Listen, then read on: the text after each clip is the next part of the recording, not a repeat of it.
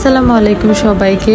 বহুদিন পর আমাদের ঘরটাকে একটু ক্লিন করতে এসে আজকে আমার অ্যাচিভমেন্টটাকে ছুঁয়ে দেখলাম। তো যাই হোক, আজকে হচ্ছে পুরো রুম সবকিছু একদম ক্লিন করা হয়েছে। তারপর কিছু ফার্নিচারও এক রুম থেকে আরেক রুমে নেওয়া হয়েছে।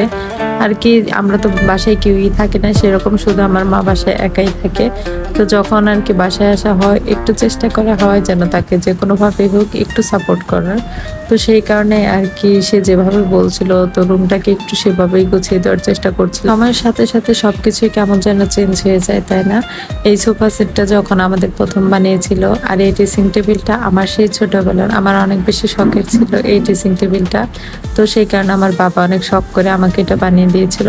আমার ছোটবেলা থেকে আমি এই ড্রেসিং টেবিলের সামনে দাঁড়িয়ে কত কিছু যে ভাবতাম, আর দেখতে দেখতে কত বড় হয়ে গেলাম। আর ড্রেসিং টেবিলটা এখন একটু কিরকম হয়ে গেছে, তাই না?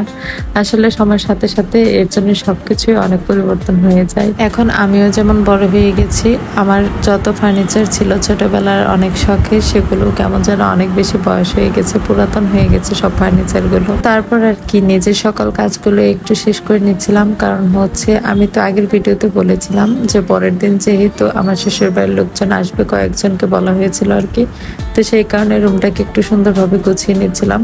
আর এখন দেখা যায় কি যে কোনো কাজ করার আগে আম্মু একটু নার্ভাস ফিল করে, সেজন্য আর কি। আর আমার যেহেতু আর কোনো বোনও নেই যে একটু কাজে হেল্প করবে, তার জন্য যে কোনো অনুষ্ঠান হলে বা কোনো কিছু হলে আমি কয়েকদিন আগে চলে আসি যেন মাকে একটু হেল্প করতে পারি। আমার মা অনেক বেশি পরিপাটি টাইপের একজন মানুষ, যারা তাকে চেনে তারা সবাই জানে।